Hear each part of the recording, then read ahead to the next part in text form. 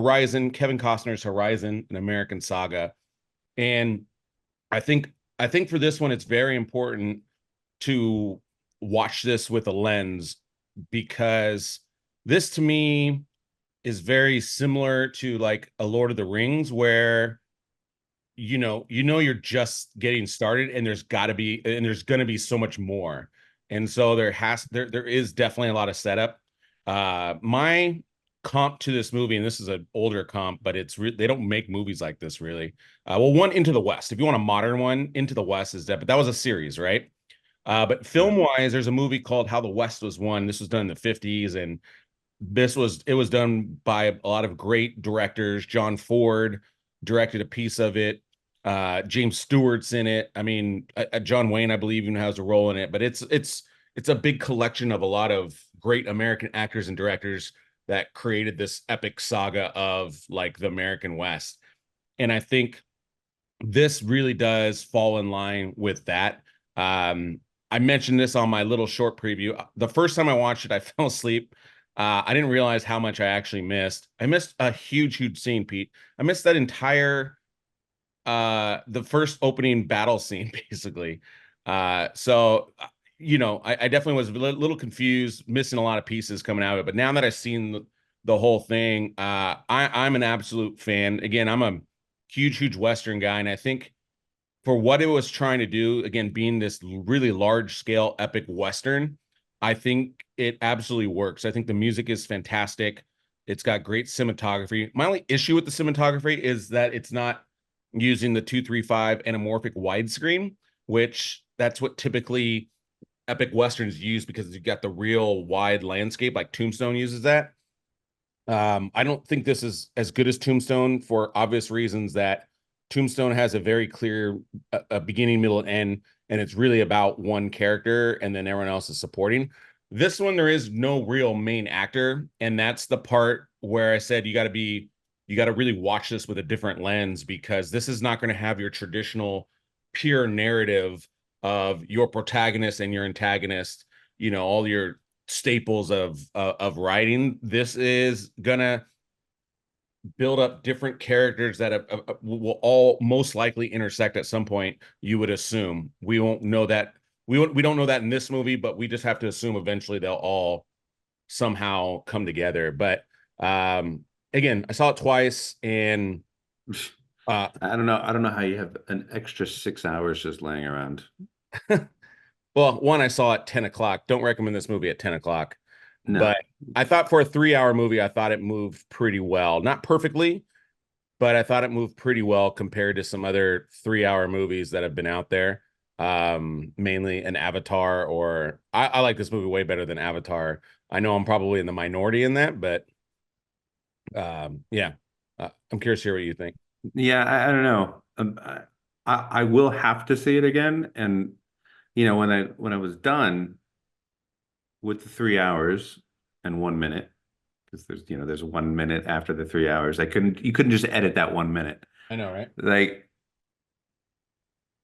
and then I saw there's a chapter two, and I'm like, oh my God, this was just chapter one. Like this is There's four, like there's four chapters. there's 4 chapters. That's 12 hours of time Yeah. invested in I'm not a big fan of like, well, we're setting up for future movies and it will all make sense. Like the beauty of epics, especially epics that are gonna have sequels or other chapters and stuff, is that like the really good ones are the ones that keep you engaged and riveted, and you understand what's going on.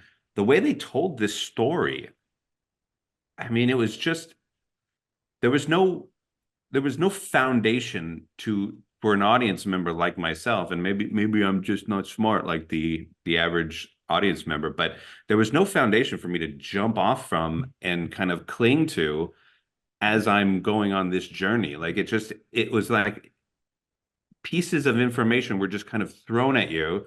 Next thing you know, you're an hour in, and then Costner finally shows up after an hour, and then he goes away.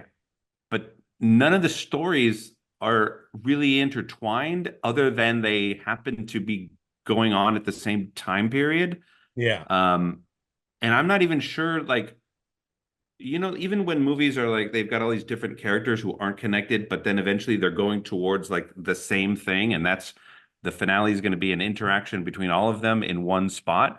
I'm not Yeah. even sure they're all going to the same place at this point. Like maybe it's just because I was not following it as great as I could. Now No, there that definitely are. They're all going to Horizon. I mean, that's the theme, right? Yeah, I get it, but Jesus, man, like the performances are stellar. Um, Sienna Miller, I think, is incredible in this film. I didn't realize it was her at first. Like she looks really young in this movie. Um, and she's a bit older, because she's been around forever. And then, you know, Sam Worthington is great as always. Jenna Malone is really good in this. Danny Houston is good for a few minutes. He's in it.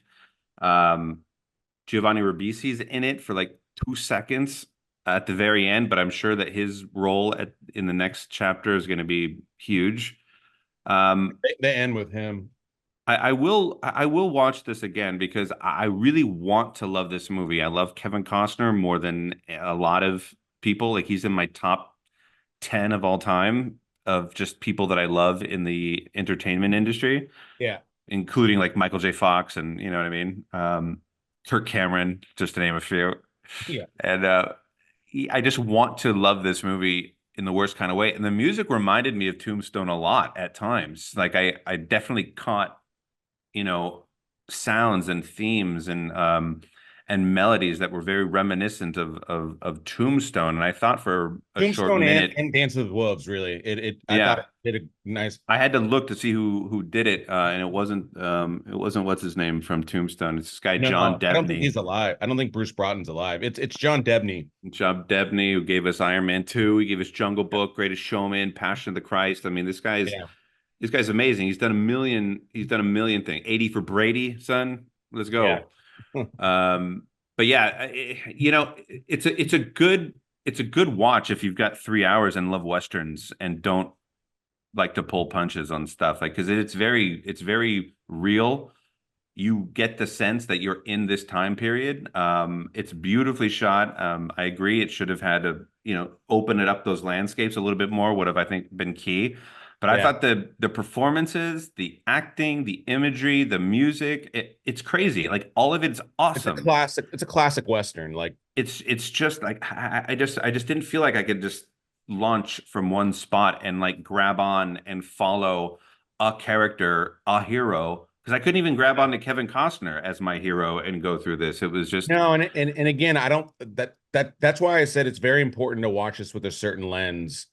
And again, I got so much more watch that, like, so much more understanding and really appreciation of the second time. I mean, this is like fine wine or a long good book. I mean, this is not pure blockbuster candy. This is no, it's almost a Western epic Pulp Fiction in a way, like where saga. they just I mean, it's a saga. you just take these individual scenarios and they become intertwined, Yeah. and then the movie just goes on. Except it's all linear, of course. Like they don't Yeah. do a lot of jumping in this, but I'm gonna watch it again when I have an additional half day off Yeah. from life, No, and I'll it give it a it shot. really it really is worth it, because I think Chapter one.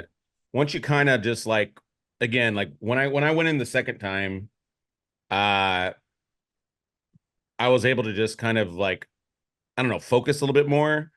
And then it was like, oh, okay, now I get it. Oh, okay, now I get it. And so, unless you're just really locked in the first time, which is, I think it's hard to be locked in on a 3 hour movie this dense, because it is denser than your traditional 3 hour movie, because it's, again, you're not following one character, you're following three, and you can easily miss a part because it's like, wait, were you over there or were you over there? Like, there is a lot to follow. So I think it's worth it overall because of just the production design and quality.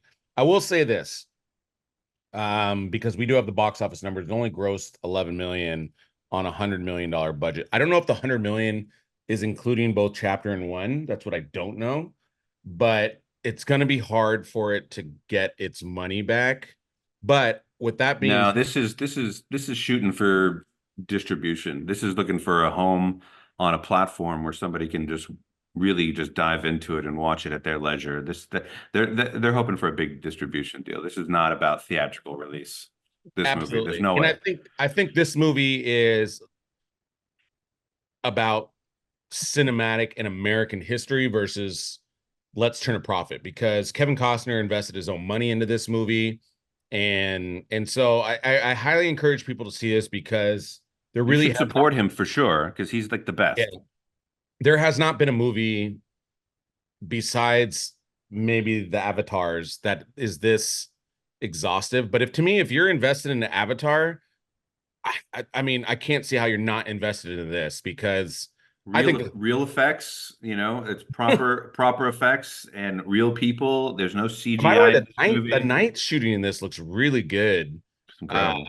There are some The really, Indians, the kids who play the Indians are real good as well. I don't know their names off the top of my head, but they're yeah, fantastic. It's yeah, just great casting, great acting, great everything. yeah, It's just not put together the way a I lot of wanted great, it to. a lot of great storylines. Well, like I said, it's difficult when you don't know where it's all going after one movie. After 3 hours, you're still like, where is it? So it's a different. This is different than your traditional movie, and so you just have to understand that, because It's gambling on the fact that the next movie is going to make it all make sense. And then you're correct, telling me there's two more after that. right? Then if I've got to wait after the second one to figure out what's going on, I don't know if No, I'm no, in it no. for three and Because four. remember, the second one's coming out in a couple months. It's coming out in August, and so now if they don't do it then I 100% would agree. Like, okay, dude, like you're spreading out way too much. You But want me to invest how much? yeah, but knowing that the second one's coming out in the end of August, like Yeah. I think you can give it a little latitude. And again, I highly recommend it, seeing it at least twice. I'm gonna probably see it a third time, to be honest. I Well, think you this love has Westerns. but I think this has all the elements of great westerns. Like, and again, like some of the attack scene, spoiler alert, the attack scene in the beginning is phenomenal, and one of the excellent scenes that you'll see in a western. Like, it's so well done and vicious and great. And there's another couple great scenes. Kevin Costner has a great scene. We're just getting started. There's a great montage at the end of it where it kind of shows you where it's going, and the music in that montage scene is fantastic. So Uh, good. yeah, I think there's a lot to look forward to. So again, I highly encourage everybody to check this out.